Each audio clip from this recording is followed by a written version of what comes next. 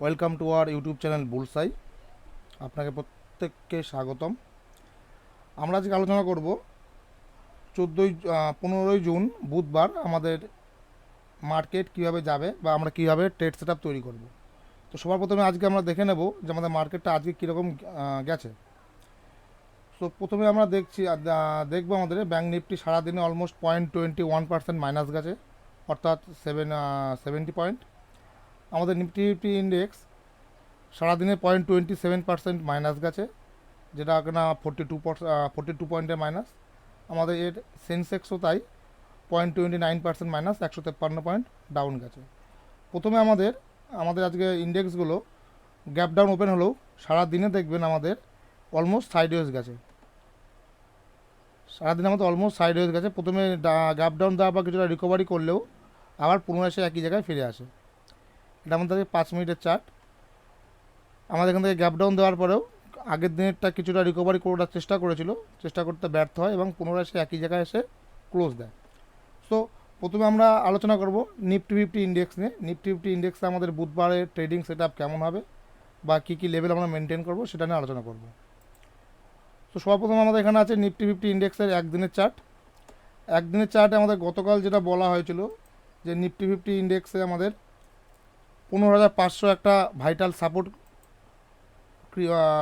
Role play করবে এবং 15,500 যদি ব্রেক করে যায় সেক্ষেত্রে আমরা ডাউন সাইডে একটা পজিশান ক্রিয়েট করতে পারি। কিন্তু আমাদের নিফটি ফিফটি ইন্ডেক্স আছে 15,500 লেভেল ব্রেক করতে পারেনি। গ্যাপ ডাউন দেওয়ার পরে আবার সে পুনরায় সে আগের জায়গাতেই ফিরে আসে। সো এই মুহূর্তে দাঁড়িয়ে আমরা সেই একই কথা বলবো, 15,500 ব্রেক না করা অবধি আমরা ডাউন সাইডে কোনো লং পজিশান নেব না। এবার আমরা দেখব কাল বুধবার আমাদের নিফটি ফিফটি ইন্ডেক্সে ইন্টারডেতে কীভাবে ট্রেড করা যেতে পারে। আমার এখানে 30 মিনিটসের ক্যান্ডেল শো করানো হচ্ছে।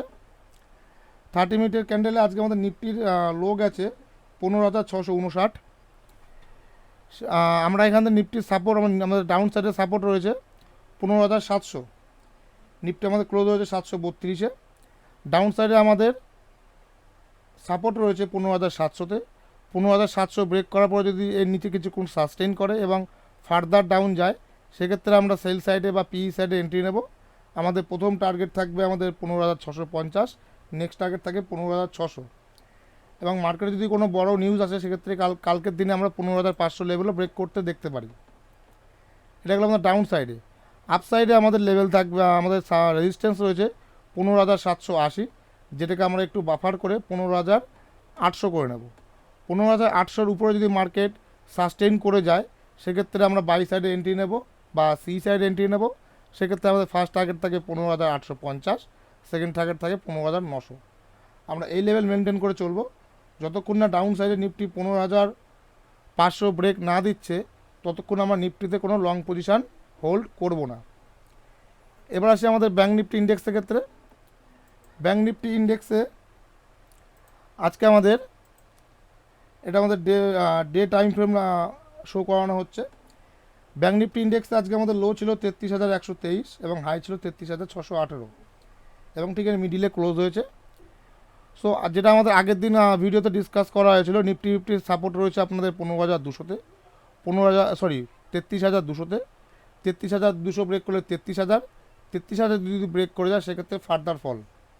এবং তার সাথে সাথে এটাও বলা হয়েছিল যে ব্যাঙ্ক নিফটি যতক্ষণ না 33,000-এর লেভেল ব্রেক করে তার নিচে সাস্টেইন করে ততক্ষণ আমরা ব্যাঙ্ক নিফটিতে কোনো লং পজিশনে যাব না, ততক্ষণ আমরা ইন্টারডে বেসিস ট্রেডিং করব। সো আমরা এবার দেখে নিই বুধবার দিন আমাদের ব্যাঙ্ক নিফটিতে ইন্টারডে সেট আপ কী তৈরি হচ্ছে। এটা আমাদের 30 মিনিটস টাইম ফ্রেম ব্যাঙ্ক নিফটির।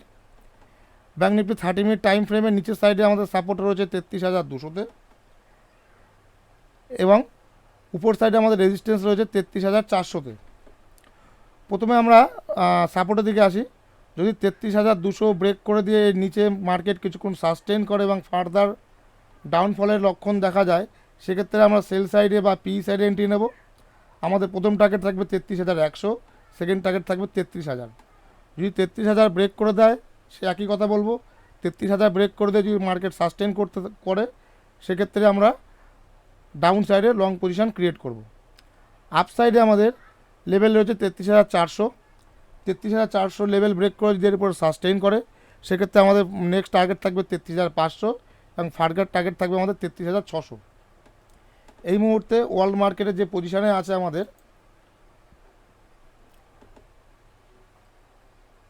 এক সেকেন্ড, ওয়ার্ল্ড মার্কেট আমাদের এই মুহূর্তে যে পজিশানে আছে আমাদের ওয়ার্ল্ড মার্কেট অলমোস্ট কম বেশি ডাউনে অথবা আমাদের কম বেশি সাইডওয়েজ চলছে।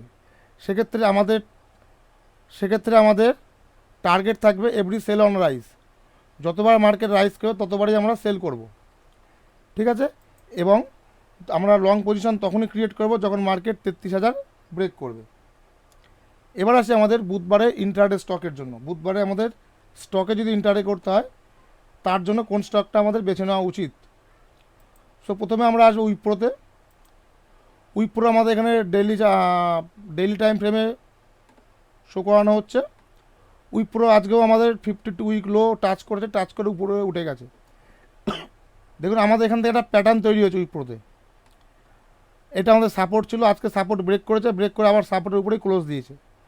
যে কারণে আমরা এখানে উইপ্রোতে আমরা একটা ভালো মুভমেন্ট কালকে আশা করতে পারি। উইপ্রোর আধ ঘন্টা চার্টে দেখবো আমরা উইপ্রো আমাদের আজকে ক্লোজ হয়েছে 445-এ। কালকে উইপ্রো যদি 450 ব্রেকআউট দিয়ে 450-এর উপরে সাস্টেইন করে, সেক্ষেত্রে আমাদের টার্গেট থাকে, ফার্স্ট টার্গেট থাকবে 455, সেকেন্ড টার্গেট থাকবে এই লেভেলটা 460। এবং ডাউন সাইডে উইপ্রো যদি 440 ব্রেক করে, সেক্ষেত্রে আমাদের ফার্স্ট টার্গেট থাকবে 435, সেকেন্ড টার্গেট থাকবে 430, যেটা আমাদের 52 উইক লো ব্রেক করে দিয়ে বেরিয়ে যাবে। সেক্ষেত্রে আমাদের টার্গেট রাখার চেয়ে আমরা যদি স্টপ লস টেল করি আপনারা বেশি প্রফিটেবল হবেন। সো আমরা কালকে উইপ্রোটা আমাদের ওয়াচ লিস্টে অ্যাড করে রাখবো। 450 ব্রেক করে যদি সাস্টেইন করে যায় তাহলে আমরা বাই সাইড এন্ট্রি নেব। 440 ব্রেক করে যদি সাস্টেইন করে যায় তাহলে আমরা সেল সাইডে এন্ট্রি নেব। সো আজকের ভিডিও এটুকুনি। আমাদের ইন্ডেক্স নিয়ে আলোচনা করা হলো, কালকের বুধবারের ট্রেডিং সেটআপ নিয়ে, এবং ইন্টারডে স্টক নিয়ে আলোচনা করা হলো উইপ্রো, যেটাতে আমরা লেভেল ওয়াইজ ট্রেড করলে কালকের দিনে আমরা প্রফিটেবল হতে পারি। সবাইকে ধন্যবাদ।